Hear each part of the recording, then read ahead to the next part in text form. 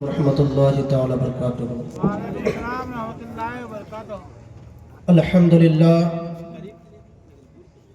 للہ رب العالمین والعاقبۃ للمتقین والصلاة والسلام علی رسولہ الکریم، اما بعد فاعوذ باللہ من الشیطان الرجیم، بسم اللہ الرحمن الرحیم۔ انا اولیاء اللہ لا خوف علیہم ولا هم یحزنون، صدق اللہ العظیم وبلغنا علی رسولہ الکریم، ونحن على ذلك من الشاہدین والشاکرین والحمد للہ رب العالمین۔ آئیے کچھ سننے اور سنانے سے پہلے حصول برکت کے لیے درود پاک پڑھے۔ اللہم صلی علی سیدنا صفینا مولانا محمد بارک وسلم، صلاۃ و سلام علیک یا رسول اللہ صلی اللہ تعالی علیہ وسلم۔ اس کانفرنس کا نام عظمت اولیاء کانفرنس ہے۔ اولیاء جو ولی کا جمع ہے، ولی کا معنی دوست، اور اولیاء انہی کو کہا جاتا ہے جو اللہ کے دوست ہوتے ہیں۔ یقیناً اللہ تبارک و تعالی نے لگ بھگ 18,000 مخلوقات کو پیدا فرمایا۔ ان 18,000 مخلوقات میں انسان کو اشرف المخلوقات بنایا۔ ان انسانوں میں سب سے عظیم اللہ نے انبیاء و رسول کو بنایا، پھر صحابہ کو، تابعین کو، تبع تابعین کو، پھر اولیاء اکرام کو۔ اور یقین جانیے اللہ کے جو ولی ہوتے ہیں، اللہ تبارک و تعالی انہیں بہت سارے کرامات سے نوازتا ہے۔ ایک عام انسان نبی اور رسول نہیں ہو سکتے، لیکن ایک عام انسان اپنی کوشش اور اللہ کے فضل سے ولی ضرور ہو سکتا ہے۔ اس لیے کہ جب انسان اللہ کے احکامات پر عمل کرنے لگے، فرائض و واجبات کو ادا کرنے لگے، مخلوقات کو تکلیف دینے سے گریز کرنے لگے، ہر ناپسندیدہ چیزوں سے بچنے لگے، ہر وقت اللہ کی رضا چاہنے لگے، تو انہیں دھیرے دھیرے اللہ کا قرب حاصل ہونے لگتا ہے۔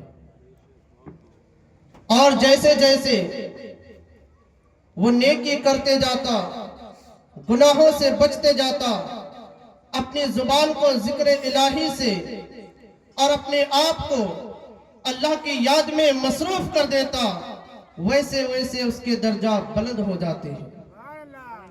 اور پھر ایک وقت ایسا آتا ہے کہ جب وہ انسان خود ہی دنیا سے کنارہ کش ہو کر، دنیا والوں سے کنارہ کش ہو کر صرف اور صرف اللہ کی یاد میں زندگی گزارنے لگتا ہے، اور اپنے دل میں یہ کہنے لگتا ہے، اے میرے مولا، یہ زبان تیرے لیے ہے، یہ جسم تیرے لیے ہے، یہ ہاتھ تیرے لیے ہے، میرا زندہ رہنا تیرے لیے ہے، میرا مرنا تیرے لیے ہے۔ یعنی اپنی وجود کو صرف اور صرف رضا الہی کے لیے مصروف کر دیتا ہے۔ اس وقت اللہ تبارک و تعالی انہیں اپنا خاص دوست بنا لیتا ہے، جن کو ہم ولی کہتے ہیں۔ اور جب کوئی انسان اپنی زبان کو اللہ کے حوالے کر دے، اپنے ہاتھ کو اللہ کے حوالے کر دے، اپنے جسم کو اللہ کے حوالے کر دے، اپنی وجود کو اللہ کے حوالے کر دے، اور جب اپنی وجود کو اللہ کے حوالے کر دیتا ہے، تو اللہ تعالیٰ اس ذات میں، اس انسان میں ایسے کرامت کر دیتا ہے کہ اللہ فرماتا ہے کہ تم زبان ہلاؤ، میں تمہاری بات قبول کر لوں گا، تم اشارہ کر جاؤ، وہ کام وجود میں آ جائے۔ سبحان اللہ، بہت بہت نعرہ تکبیر۔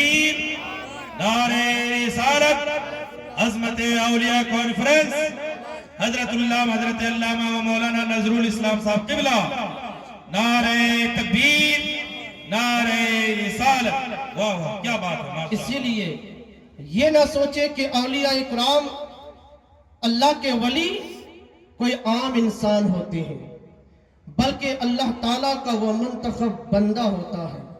اور یاد رکھے، اللہ سے محبت ہمیں اللہ سے دور نہیں، اللہ کے قریب لاتا ہے۔ اللہ کے ولیوں سے محبت ہمیں اللہ کی رحمت کے قریب لے کر جاتی ہے۔ اس لیے ہمیں اللہ کے نبیوں سے محبت کرنی چاہیے، اسی طرح اللہ کے ولیوں سے بھی محبت کرنی چاہیے۔ حضرات محترم، اور آخری بات آپ کو بتاؤں، انسان دنیاوی مصیبت سے بچنے کے لیے کیا کیا نہیں کرتے ہیں، کن کن لوگوں سے تعلقات قائم نہیں کرتے ہیں۔ اب سوچئے ذرا، اگر کسی انسان کے تعلق کسی چیف منسٹر سے ہو تو انہیں بہت فخر ہوتا ہے کہ ہماری دوستی ایک چیف منسٹر سے ہے۔ کوئی اگر بڑا سے بڑا ڈاکٹر سے دوستی رکھ لیتا ہے، دوستی کر لیتا ہے، تو انہیں فخر ہوتا ہے کہ ہماری دوستی فلاں ڈاکٹر سے ہے۔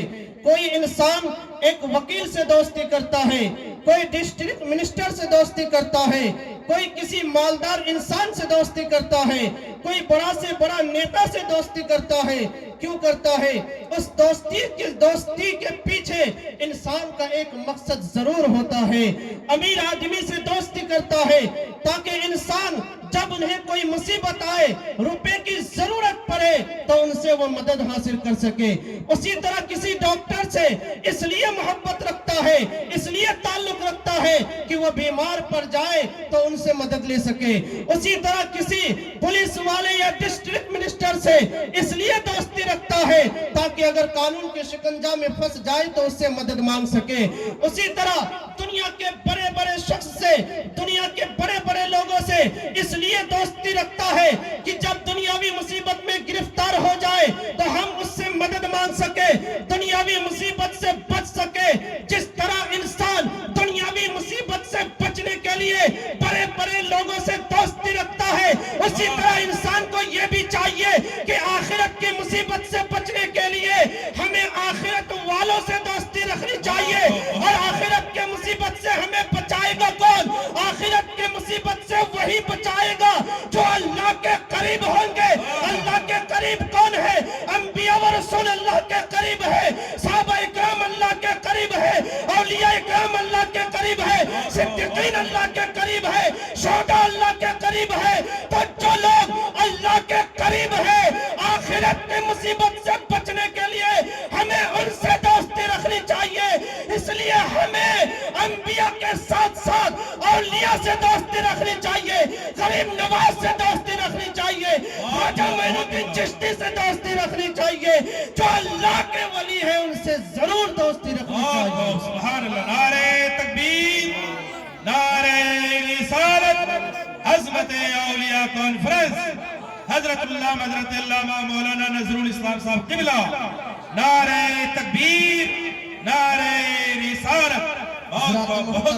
اور یہ بھی یاد رکھیں، دنیا کی جو مصیبتیں ہیں وہ ہمیشہ رہنے والی نہیں ہیں، چند دنوں کے لیے یا چند ہفتوں کے لیے یا چند مہینوں یا چند سال کے لیے۔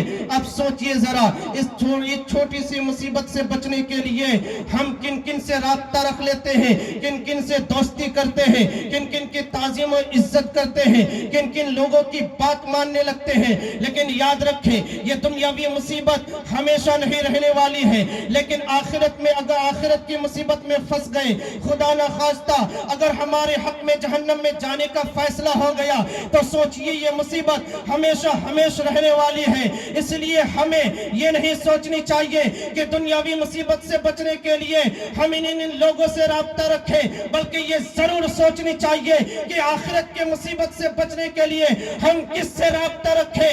تو ہمیں ضرور یہ سوچنی چاہیے کہ آخرت کے مصیبت سے بچنے کے لیے اللہ والوں سے دوستی رکھنی چاہیے۔ لیکن یاد رکھیں، اس زمانے میں انبیاء اکرام باحیات نہیں ہے، انبیاء اکرام باحیات نہیں ہے، رسولان اعظام باحیات نہیں ہے، صحابہ اکرام باحیات نہیں ہوتی ہے. اسی لیے تو اللہ کے نبی صلی اللہ علیہ وسلم نے اپنے پیچھے اولیاء اکرام کی جماعت کو چھوڑ کر گئے کہ اے مسلمانوں، اے میری امتیوں، جب تم دنیا میں موجود رہو گے، میری جماعت رہے یا نہ رہے، صحابہ کی جماعت رہے یا نہ رہے، تابعین کی جماعت رہے یا نہ رہے، لیکن قیامت تک اولیاء اکرام ضرور رہیں گے. ان اولیاء اکرام سے محبت کرو گے، آخرت کی مصیبت خود کم ہو جائے. سبحان اللہ، بہت خوب. ذات محترم، اس لیے ہمیں اللہ والوں سے بے انتہا محبت کرنی چاہیے. اور محبت کا مطلب یہ ہے کہ اولیاء اکرام کی زندگی کو پڑھنی چاہیے. اولیاء اکرام کی زندگی کس طرح تھی؟